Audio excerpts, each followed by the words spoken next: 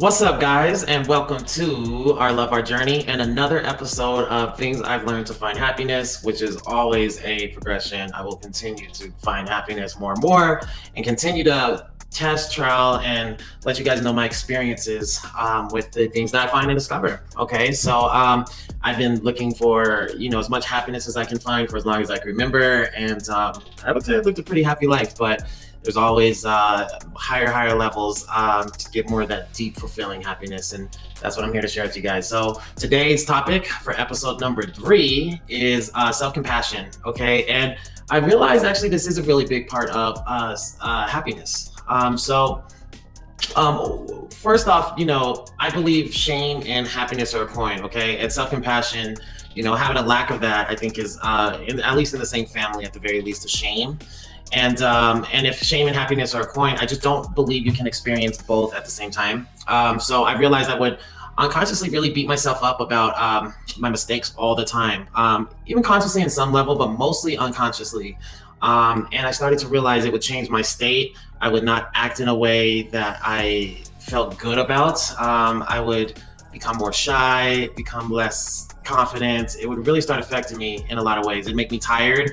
It'd take a lot of my energy. It made me less present, and it just made the moments harder to enjoy because my head was always in the path of this regret, right? One or more regrets. And so I noticed it became a filter for my actions, and I would not respond as my best self when I'm in that state. I would respond in ways, that just from someone who doesn't feel that great about themselves and have a lot of regret. So when you experience life with that kind of mindset in your head, you begin to filter everything through life with that lens on. And so it's hard to see opportunity. It's hard to see the bright side of things. It gets tougher to bring your best self to the table. And eventually I started realizing, wait, this isn't just me, this is just being human. Everyone you look up to is no more perfect than you in this area, trust me. And lastly, I realized it made me very unhappy, and I just want to enjoy every moment of life. I'm here living.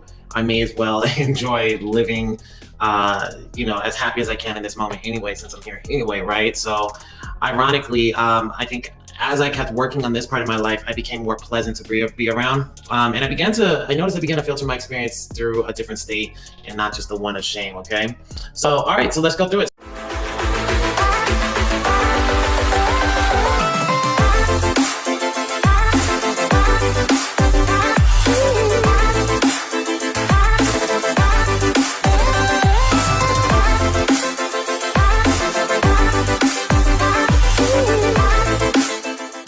So I think the impact it's had on my life, low, medium, moderate, or high. I would say moderate. And don't mistake that, guys. It's not very important. This is one of the pieces, that I think that is probably required to get the most out of life and get a really happy life.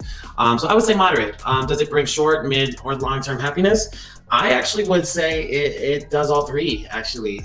It works in the moment to bring you back into the moment, because your brain's not all over, and allows that state of happiness to be experienced. Now you kind of got the blocks out the way so you can actually have a chance at experiencing a lot more happiness. Because remember, if they're a coin, you don't experience one at a time. So it knocks that out the way, which is so helpful. But it also starts to train your brain to spend less energy on that for the future and keeps you closer to your higher self for the long term. So, and for the midterm as well. So I would say this is just like any practice. The more you do, the more you get. And it just starts becoming part of who you are. I know you heard the saying, probably, neurons that fire together wire together. So if your brain's really not spending a lot of energy, emotional energy especially, and time there, it's going to be hard to connect to that part, more and more. Simplicity, easy to do on a scale 1 to 10, 1 being easy, 10 being hard. I'd say it's 7.5. It's simple, but not necessarily easy. You just have to slow down enough to catch it, and that can be the difficult part, okay? Because a lot of us are in these automatic behaviors. Well, really all of us are in a lot of automatic behaviors. I think it's 95% by the time you're 35. So yeah, only 5% of you is going to be able to try to catch it, and I wouldn't wait for that to happen. You got to proactively figure things out that can kind of bring you there. So the learning curve to practical use ratio, I would say it's extremely practical once you get the hang of it. The learning curve is there, but it's well worth the investment in the end. You think about it, you can watch a 20-minute episode on Netflix or something, or you can spend it, working on something like this, that your ROI is going to give you a lot more happiness in the future. And the TV show or whatever you're going to watch is just going to bring you happiness for a brief moment and it's going to be fleeting. So I think it's a better investment by hands down if you want to live the best quality life. What consistency do you have to do it at? I'd say as much as possible. The good news is even being like 1% better at it should significantly improve your quality of life. So whatever you can do is great. I mean, the more and more you put into it, the more you'll get out of it, just like most things in life. Actually, really everything in life, I'd say on some level. And best sources to learn more. I don't know any other optimal way to do this other than starting with the base foundation of meditation, from my opinion and my experience. So I think that the repetition of, coming to your breath, and as soon as you have thoughts going crazy, coming to your breath and thoughts coming crazy, that's why it's a practice, because that repetition gets you outside of your unconscious to view and observe your unconscious consciously. So it separates your thoughts and your emotions from you so that you can have some space to actually view them and actually start not reacting, but being able to respond. What a gift, guys. I mean, I'll do a video on meditation soon, but that was the best gift I've ever got in my life, I'd say. Thanks to a old therapist of mine. So I would suggest a yogi meditation teacher to start with. I really like, I'm going to butcher his name because I don't even know how he pronounces it, but I love his content. He's freaking awesome. You can just see the joy in this guy. He's awesome.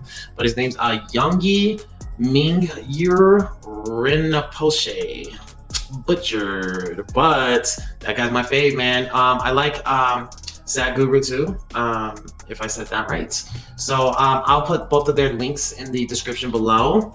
And that's about it, guys. So the bonus tip, I would say, to make it start working in your life actually, instead of taking it from a theory concept, I would say meditate at least 10 minutes a day if you can. I think they say 8 minutes is the magic number, so you may as well round it to 10 just to be sure. I like an app called Headspace, but some people have experience with Calm, and some people just like to do it with nothing, just silence. I like guided. It keeps me from wandering too far, and realizing, oh, it's been 10 minutes, I've been daydreaming, like come back to my breath now. So I like that. However, I don't personally, and we'll go into this in the meditation video, I don't do all the things that he's telling you on there. I mostly just focus on my breath. As soon as I'm distracted, come back to my breath, that repetition. I picture the air going through my nostrils and coming out my mouth. I feel it physically. That really, really, really works for me. And then I make sure to breathe from my diaphragm when I'm doing that. Man, is that combo amazing.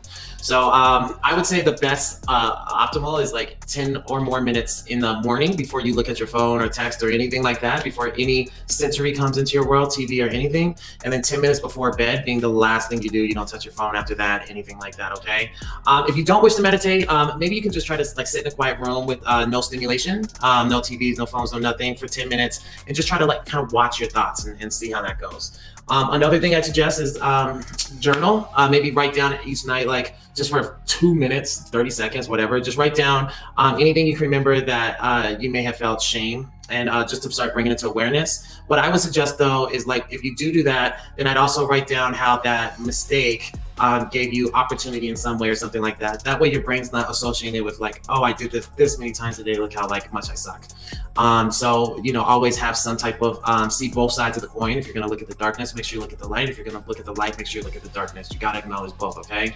And then the last bonus tip I say is keep feeding your brain optimism, whether it's in person or whether it's on YouTube, okay? So videos like this, anything that keeps your brain thinking in that way. If your environment is full of pessimism, that's going to be quite a bit more challenging.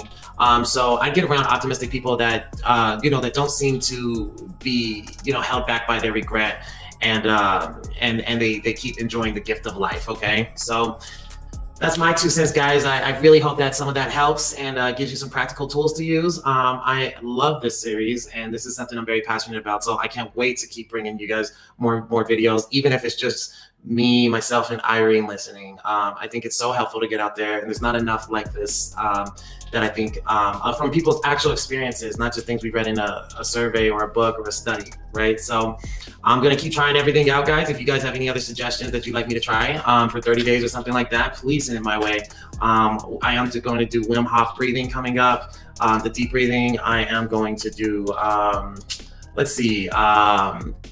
blame. I'm going to do food, working out, balancing, taking care of yourselves and others, relationships, self-esteem, outdoor walks, scarcity mindset versus abundance mindset. I'm going to be doing a lot of different things, like also meditation, learning personality type. So many great subjects coming up, guys, that I found brought me so much happiness and joy, and I can't wait to share with you guys, and hopefully it gives you the same gift that I've been blessed enough to give myself and for a lot of my life. Of course, it's a work in progress, just like always, but man, I would say I'm really figuring out the happiness formula for myself. So I want to share that, guys. Okay.